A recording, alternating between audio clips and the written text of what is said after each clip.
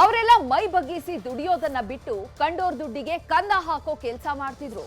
ಮಧ್ಯರಾತ್ರಿ ಮನೆಯೊಂದಕ್ಕೆ ಎಂಟ್ರಿ ಕೊಟ್ಟವರು ಬೆಡ್ ಕೆಳಗಿದ್ದ ಹಣವನ್ನ ದೋಚಿ ಪರಾರಿಯಾಗಿದ್ರು. ಆದ್ರೆ ಕೇವಲ 24 ಗಂಟೆಯಲ್ಲೇ ಪೊಲೀಸರ ಅತಿಥಿಗಳಾಗಿದ್ದಾರೆ.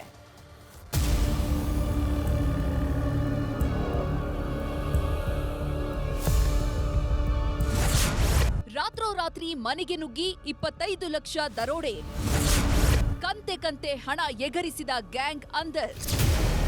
ಈ ಫೋಟೋದಲ್ಲಿರೋ ಒಂದೊಂದು ಮುಖಾನೂ ಸರಿಯಾಗಿ ನೋಡ್ಕೊಂಡ್ಬಿಡಿ. ಒಬ್ಬೊಬ್ರು ಊರಿಗೆ ಊಟ ಆಗೋ ತರ ಇದ್ದಾರೆ. ಮೈ ಬಗ್ಗಿಸಿ ದುಡಿಯೋದನ್ನ ಕಲ್ತಿಲ್ಲ, ಕಂಡೋರ್ ದುಡ್ಡನ್ನ ಬಿಡೋದೇ ಇಲ್ಲ. ಮೊದ್ಲು ಯಾರ ಹತ್ರ ದುಡ್ಡಿದೆ ಅನ್ನೋದನ್ನ ಸೈಲೆಂಟ್ ಆಗಿ ಪತ್ತೆ ಹಚ್ತಾರೆ, ಬಳಿಕ ಮನೆಗೆ ನುಗ್ಗಿ ಗುಡಿಸಿ ಗುಂಡಾಂತರ ಮಾಡ್ತಾರೆ ಈ ಅಡ್ನಾಡಿಗಳು.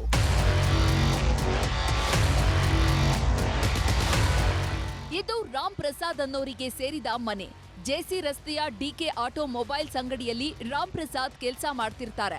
ನವೆಂಬರ್ 18ರಂದು ಅಂಗಡಿ ಮಾಲೀಕ ಇವರ ಹತ್ರ 25 ಲಕ್ಷದ ಹಣದ ಬ್ಯಾಗ್ ಕೊಟ್ಟಿದ್ದಾರೆ.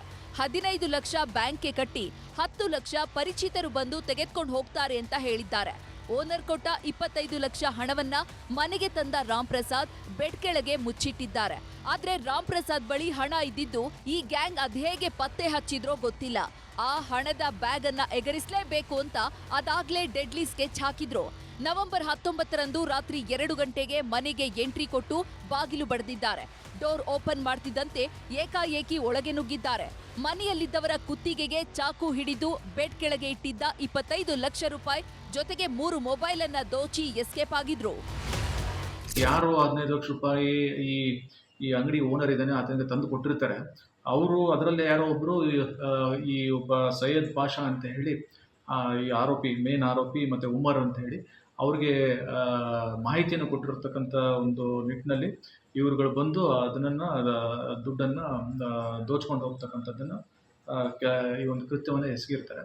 ಸೊ ತದನಂತರ ಇದು ಇವರೆಲ್ಲರೂ ಕೂಡ ಸಿಗ್ತಾರೆ. ಅದರಲ್ಲಿ ಒಬ್ಬ ಮಾತ್ರ ಬಾಕಿ ಇದ್ದಾನೆ ಸಿಗೋದಕ್ಕೆ. ಈಗ 15 ಲಕ್ಷ ರೂಪಾಯಿದಲ್ಲಿ ಈಗ ಸದ್ಯಕ್ಕೆ 11,30,000 ರೂಪಾಯಿಗಳನ್ನ ಈಗ ನಾವು ವಶಪಡಿಸಿಕೊಂಡಿದ್ದೀವಿ.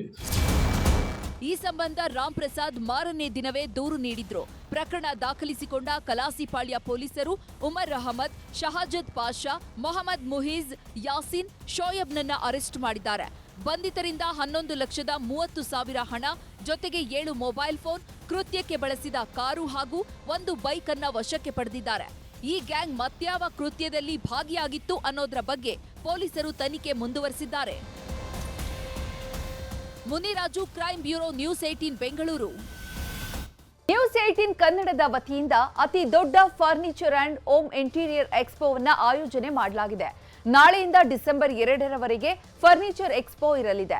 ಬೆಂಗಳೂರಿನ ಪ್ಯಾಲೇಸ್ ಗ್ರೌಂಡ್ನ ಗೇಟ್ ನಂಬರ್ 5ರಲ್ಲಿ ಕಿಂಗ್ಸ್ ಕೋರ್ಟ್ನಲ್ಲಿ ನಡೆಯಲಿದೆ. ಸೋಫಾ ಮತ್ತು ಡೈನಿಂಗ್ ಟೇಬಲ್ ಕೇವಲ 9,999 ರೂಪಾಯಿಯಿಂದ ಆರಂಭವಾಗಲಿದೆ. ನೀವು ಬಂಪರ್ ಆಫರ್ ಜೊತೆಗೆ ಪ್ರತಿದಿನ ಬಹುಮಾನವನ್ನ ಗೆಲ್ಲಬಹುದು. ಇಲ್ಲಿ 70% ಡಿಸ್ಕೌಂಟ್ ಕೂಡ ನೀಡಲಾಗುತ್ತೆ. ಬನ್ನಿ, ಭರ್ಜರಿ ಕಲೆಕ್ಷನ್ ನಿಮ್ಮದಾಗಿಸಿಕೊಳ್ಳಿ.